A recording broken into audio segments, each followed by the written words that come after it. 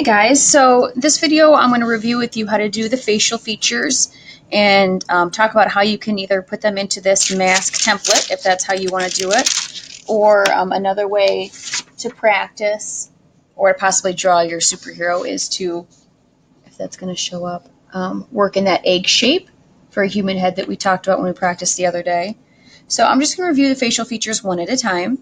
I'm going to go fairly slowly just to make sure, and then talk about how you can put them into this mask so it fits. So we'll start with the eyes. So remember the eyes we talked about, they're not circles, okay? And football shapes probably fit it more. Someone gave an example of maybe like a lemon shape, which I think is a great example because lemons have that little nub at the end and then they grow rounder. And I think that is actually a great example for the human eye because you have your tear duct in the corner. So you can start with either one of these eyes. Doesn't really matter, whatever side you're more comfortable working on. And when you make the eye, start by making like a little C, and that's for the tear duct. And from there, you can kind of round out and make that football lemon shape. So something to keep in mind is that usually, and this is usually, the top lid is rounder and the bottom lid is a little flatter. It usually doesn't kind of round out as much. It's a little flatter. Okay, so the best way to do this is to draw light and make a few lines, and then you can look at them and see which is the best. I'm pressing a little harder in this video just so you can see what I'm drawing. But draw a few lines, erase the ones that kind of don't fit at all, okay, until you get a shape that you think looks right. Now, in addition to just looking at the shape, look at the size and think about how it fits into this head. So remember when I taught you that an eye, you should fit the size of one of your eyes between the two eyes. So if you look at this and then move over that same amount, and if that's where your other eye should start, that's pretty good. Okay, if not, you can always lengthen it, and you don't have to completely start over. Just create some new lines, erase your old ones. One thing you can do that I think is helpful is I'm working on tracing paper. So this is a semi-transparent piece of paper that you lay over. And that way also you can play with placement too. And it erases a little better, but it also smudges a little more. But that's a great way to practice without messing up maybe your final copy paper. So keep working on it until you get the right size and shape. Okay, then you can go into some details. So remember when I said you don't see the entire iris, that's the colored part of the eye, it gets cut off by the lids. So you're really kind of working with like a parenthesis shape again. So you're cutting off the circle at the top and the bottom. Okay, and then again look at it and see if it looks like a circle. If it's a little too narrow or wide, you can stretch it out, and again just erase. It's better to try out a few lines, see what's best, than just stick with the first thing. Okay, and then inside that you have your pupil. Your pupil is the darkest part of your eye. That's what actually lets light in. Okay, so start off making it small. You can always make it a little bigger. If it's too big, it kind of takes over. And one thing that makes an eye look realistic, because they have this kind of layer of water underneath them so your eyes aren't dry, is to create a little shine in them. So it could be like this triangular shape. It could be a square. Okay. Now there's some shading that goes along with this, but I'm going to show you that once I teach you this little trick on how to duplicate it. Because one of the hardest things to do is to make the eye symmetrical. That means the same on both sides. So you might draw one eye really, really well and then have a really hard time doing it on the other side. So here is a great trick. So if you did this on tracing paper, you have the eye you like, what you can do is just trace over it one time just to make sure you got enough pencil lead actually on your drawing. So just trace over it one time, press nice and hard, make sure everything you want is on there and anything you don't want is erased. Then flip it over, line it up where it looks like it makes sense. Okay, I'm just waiting for that to focus. Okay, and then all you got to do is trace over it one more time and press kind of hard. Okay, so I'm pressing hard, going over all those pencil lines.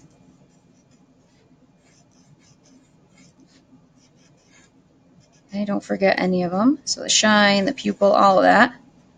Okay, and then what happens is if you pressed hard, and again hold the paper down so it doesn't wiggle on you, when you peel it off, it leaves a little imprint of your eye on there. And I can actually use this same paper to get the right eye on there. So that worked because I flipped it over, but now I can put it back, and because I traced on the side, I can do the same thing for this one. So line it up, put it where you want it, make sure it's the right height, make sure it's as far away from the other eye as it needs to be. Hold it in place and trace over it. And now the tracing I just did on the other side is going to come off. Works great. And I'm going to have 2 eyes on this sheet. Sure, I got it. And there it is. So this one came off a little lighter, but that's okay. It's enough that I can see.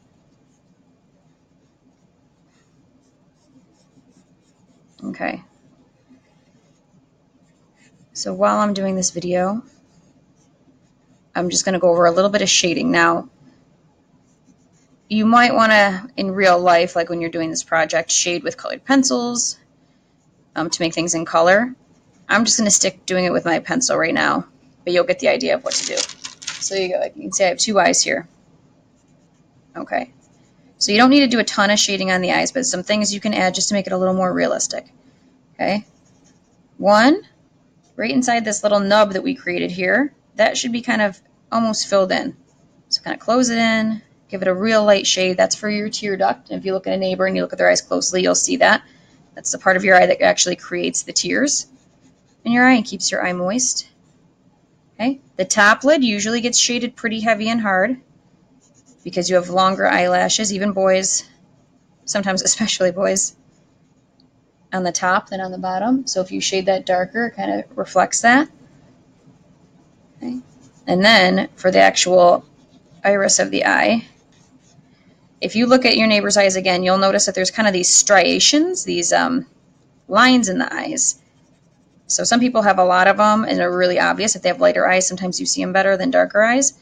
But what they do is they're like these little lines. They all go in towards your pupil, that black part of your eye. So I usually start by drawing a bunch of little lines that all kind of work in towards the center of the eye.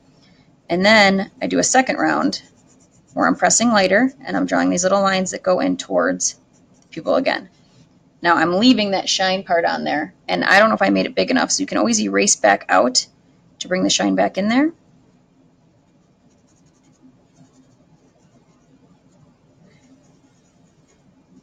But having these different shades to the eye help make it look realistic. Okay, so same thing over here. Darker on the edges. Nice dark pupil. Dark little lines. Remember, they're always, the direction of them should always be going in towards the pupil.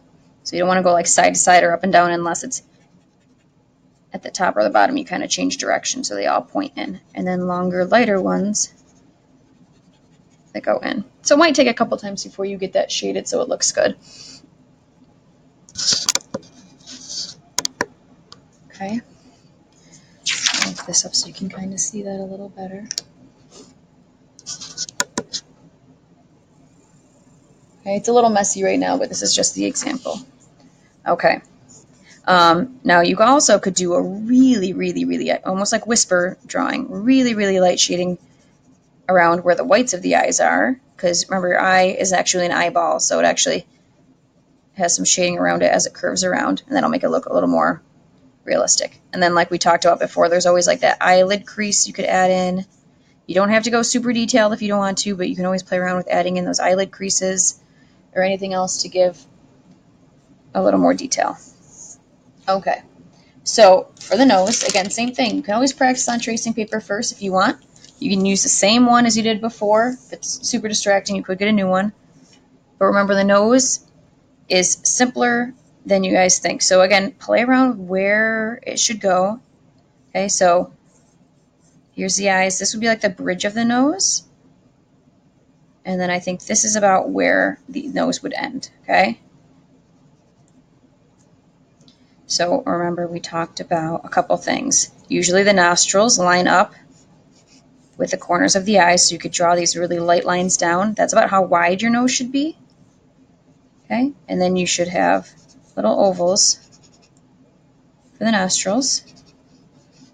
And then you want to curl them out on either side. And then just a little like U shape for where the ball of your nose connects.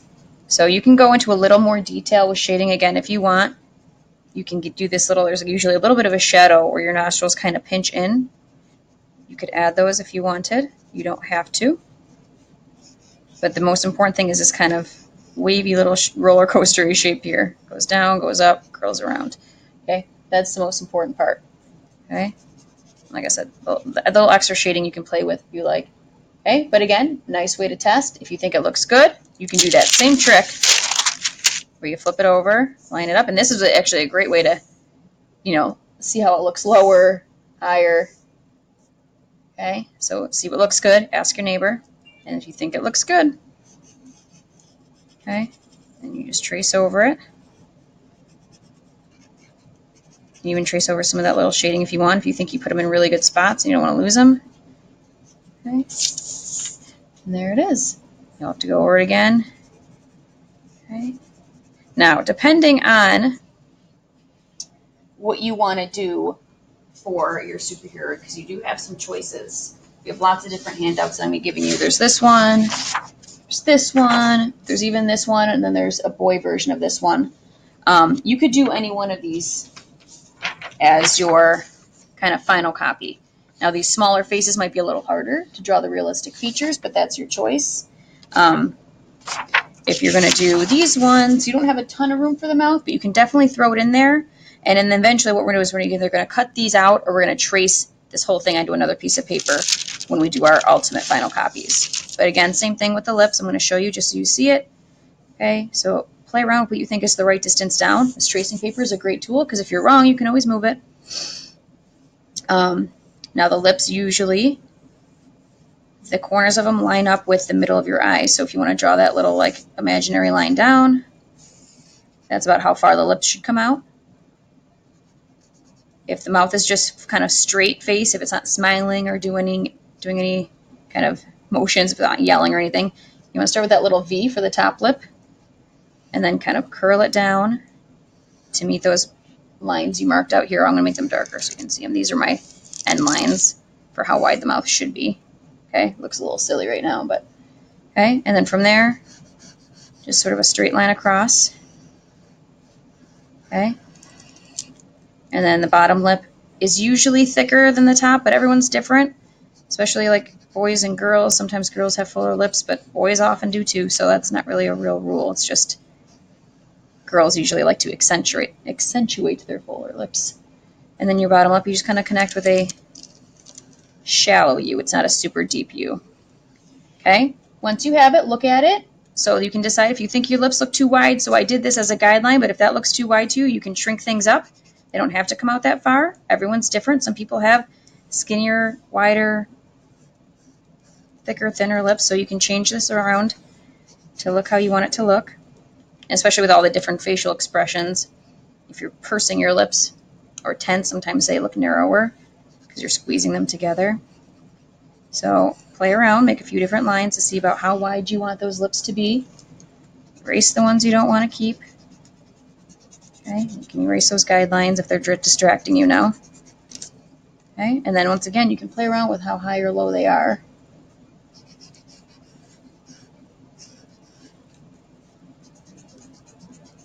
And how thick or thin everything is.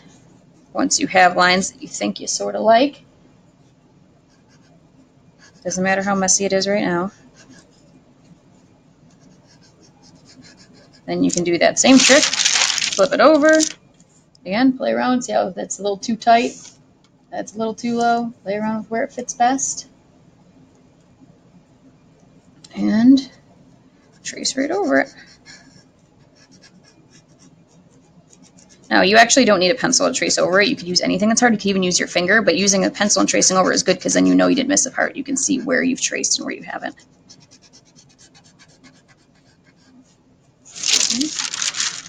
And should be enough that you can see it.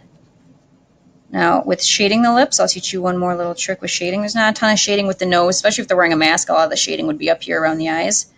With the lips, biggest thing to remember is the line between the lips should be very dark. Okay, it's like a little crease, super dark there. The top lip, you can shade kind of flat, so kind of just the same all the way across. Not a whole lot of values or changes between light and dark. The bottom lip usually has a little more shading on it because it is usually thicker and rounder. So what you do is you can outline it, pressing fairly hard, and then when you shade it, fill in the bottom edge, but you can even leave the top section almost empty, and that makes it look three-dimensional. Okay. Again, darker colors might make it look a little more feminine, just mostly because, you know, girls tend to wear lipstick and things that make their lips darker. So if you wanted to look a little more masculine, you can make the lips a little lighter. But right now, when you shade them, they might look feminine no matter what, just because you have no shading on the face. Okay. You can play around with drawing in the chin line, with how sharp that line comes in, and same thing, you can use your tracing paper for that. If you don't want to mark up your paper, play around with where the chin is, how sharp it is, how angular it is. And if you like what you've done, once again, flip it over, line it up, trace it over, and then you'll have all these facial features. So you should practice a little bit. So I'm going to give you guys tracing paper. I'm going to give you guys all these worksheets, and you can practice doing facial features. Don't feel like you have to put anything on the worksheets permanently until you have a feature that you like, and then you can do the tracing. And you can play around with which one of these you might want to use for your final copy. So, and don't feel like if you like this mask but you don't like the points, we can always round them out, and on your final copy we can cut them off and make them flatter. So there's a lot of options. These are just templates, things that you can start making your design on. Okay, so feel free to rewind any parts of this video if you need to. I'll probably do another video when it comes time to coloring these and how we can shade them using different skin tones. Your superhero might be purple or green or just, you know, flesh tone, but we'll talk about how you can shade those also to make them look realistic. Good luck.